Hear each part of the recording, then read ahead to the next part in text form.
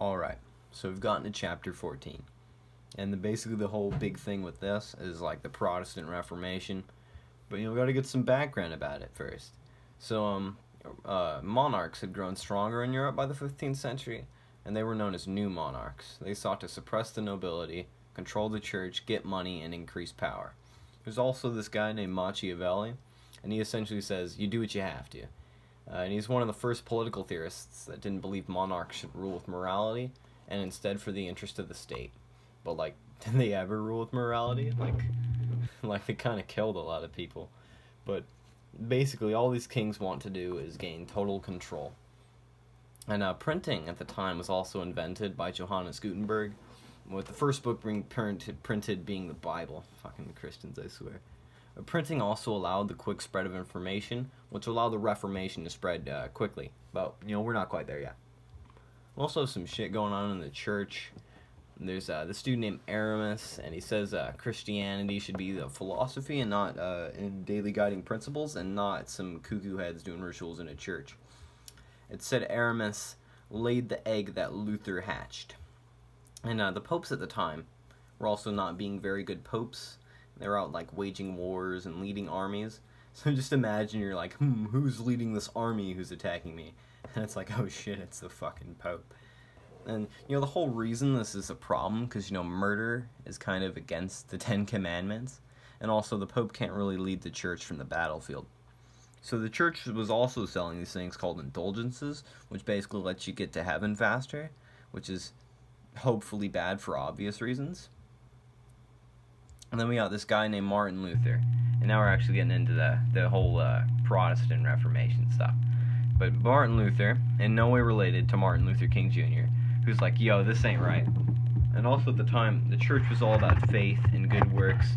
But Luther says, basically, how can puny humans do enough good work to please God?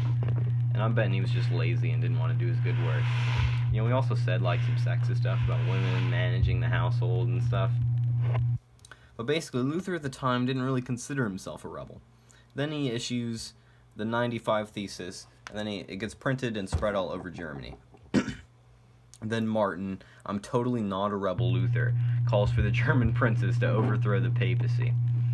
I think that's a bit of a rebel move, buddy.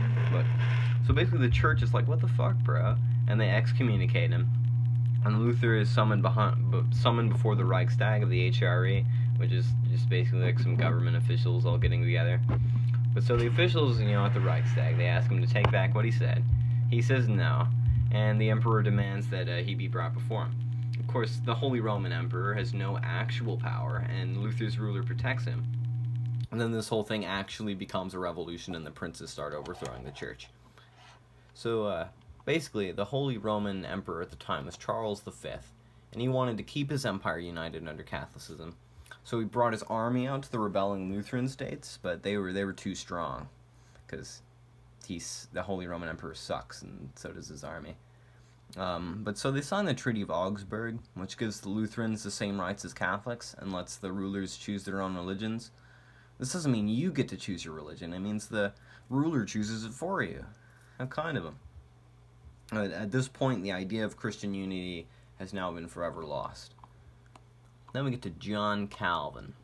He had a similar viewpoint to Luther on most of the major things. But he also emphasized God being all-powerful and predestination. Predestination is that some people are meant to go to heaven and some are meant to go to hell. I don't really get why God would predestine someone to be damned. Isn't that what he doesn't like people doing? But, But so Calvin, he heads out, goes to Geneva, and he decides to reform the city. He creates this thing called a consistory, which punished stuff like dancing, card games, and drunkenness. Basically your typical evil government institution. Then we're going to go across, a little ways away to the Church of England. So basically Henry VIII, that guy that killed all his wives, he wants a divorce. Church, the Pope says no in Rome, so he goes and makes his own church, and that's really the big thing. We got some civil strife and stuff, and some people don't like it, some people do, but then you can go read about that for yourself. But then we get the Anabaptists, and they believe all followers of Christ are equal, except women, and in peace, and not taking up arms, and not taking up political offices, because they actually follow the Ten Commandments, saying "Thou shalt not kill." They also believed in the separation of church and state. They seem like pretty cool guys, right? Well, if there's one thing the Catholics and the Protestants agreed on, it's that these fuckers got to be persecuted. Like, they literally refuse to kill people, and you feel the need to persecute them. Like, Jesus.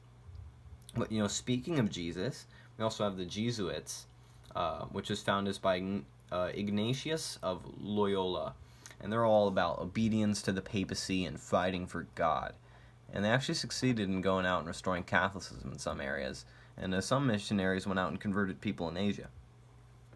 So the papacy starts realizing there's a problem with their church, and so Pope Paul III hires a commission to figure out what's wrong.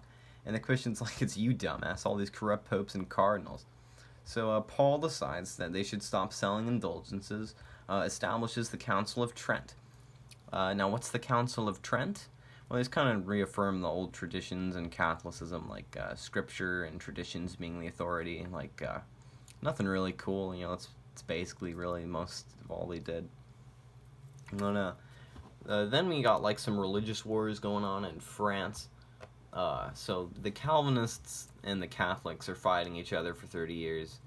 Then eventually Henry IV becomes king and gives all the Protestants freedom to worship. And that's really the big picture of it.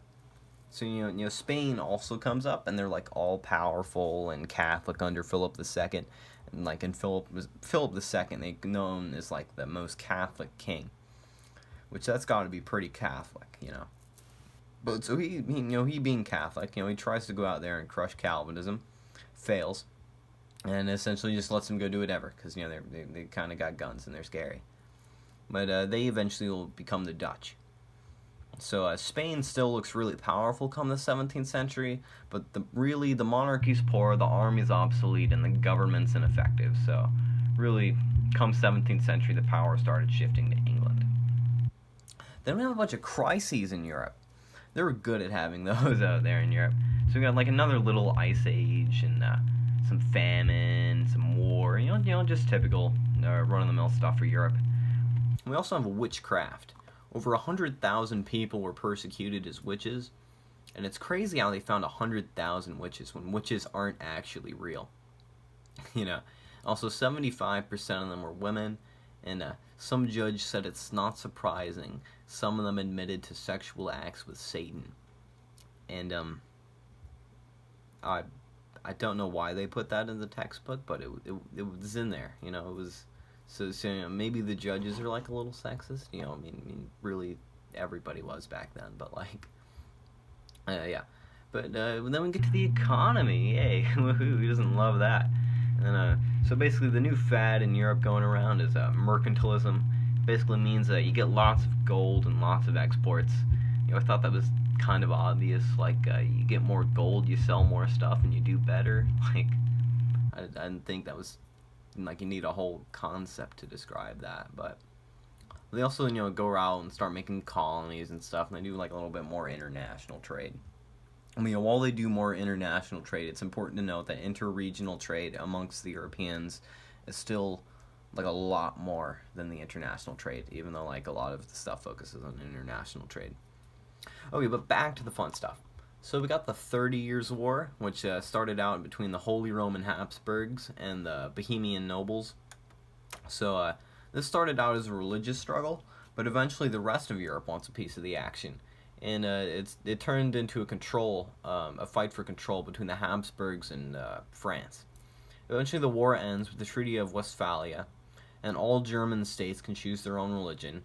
The HRE falls apart, and all 300 plus states in Germany become independent, and Germany turns basically into a giant battle royale for the next 200 years. So now France dominates Europe. So now, around this time frame, many European monarchs have started to concentrate their power and dominate their governments. This is known as absolutionism, and the monarchs who practiced this were known as divine right or absolute monarchs. And Louis XIV of France is a good example. You know, he did a bunch of stuff like controlling the policy making, but in the end of whatever he did, like France was poor and had a lot of enemies. But yeah, it's like there's a lot more about it, but it wasn't on the test. So, we also have other absolutist monarchs throughout Europe, such as Prussia, Austria, and Russia. So Russia is on the online test, so I'm going to talk about them. Basically, Ivan the Terrible becomes the first Tsar of Russia. So why is he called Ivan the Terrible? Well, this one time, he stabbed his son to death in an argument. Pretty terrible. But he does some stuff, and then his dynasty ends, and then there's like some anarchy. And they elect Michael Romanov as the new Tsar. And one of his descendants is Peter the Great. Now, Peter the Great loves the West, and he tries to westernize Russia. He also tried to make a police state, but that idea wasn't really as popular. But in order to connect Russia to the West, he needed a warm water port, which is a port free of ice year-round. And the closest of these was in the Baltics, but the Swedes controlled the Baltics, so Peter invades them. Russia wins the war, and they take the Baltics, and they build the city of St. Petersburg on their new land, a place with a weird-looking palace thingy that you might see with like the weird orbs and stuff, and it's like a bunch of colors. Yeah, that city. And the English also tried to get on into the absolute monarchy stuff, but it didn't really work for them. So, there's two main parts of this story. So part one, you get Charles I. He's out there trying to convert some Puritans rather forcibly, and then they go fuck off to America. And then there's like some civil war between the king and the Parliament, because Parliament was upset because the king wasn't really listening to them and tried to like reduce their power. Eventually, Parliament wins. They kill King Charles, and Cromwell, the general for the Parliament, establishes a military dictatorship. And then he dies. It didn't really last for a while. So Parliament's like, and then they make Charles II, Charles I's son, the new monarch. Like, imagine these dudes, like, they went out there and killed your father, and they have the audacity to come ask you to be king again, like. But, so part two, Charles II is now the king. It feels kind of bad for the Catholics and the Puritans, and Parliament doesn't really like that, because they hate the Catholics and they hate the Puritans. But, the new king, King James, is a devout Catholic, and that's a no-go. We're not going to have that happen. So Parliament, they were going to rebel against him, like last time, but they hold off because James is old, and his daughters, one's named Mary, that's important, remember that, are Protestant, and they're next in line. So Parliament sucks it up for a while, but then some bad stuff happens. So James has a son with his Catholic wife, making that son next in line. So the Parliament then Parliament invites Mary's husband, William of Orange, to invade England. Like, I wonder how that went down. They're just like, hey bro, can you invade us, please? It's really important. And it's like, it's not very often, like, country's government asks you to invade them. But, William pulls through, and James and his family flee to France. So this whole thing was known as the Glorious Revolution. So Parliament then offers William and Mary the crown. They affirm Parliament's power. And then, they establish a limited monarchy, so the opposite of an absolute monarchy. The Parliament and the king or queen rule together with rather equal power. I think Parliament might have been more powerful, but whatever. Then there's like the boring cultural stuff that's at the end of every chapter. Basically, there's like this new form of art called Baroque, and there's this Dutch lady named Judith Leyster, and that's really all you need to know. And that's really the big stuff about chapter 14. So, y'all better pass the quiz, I swear.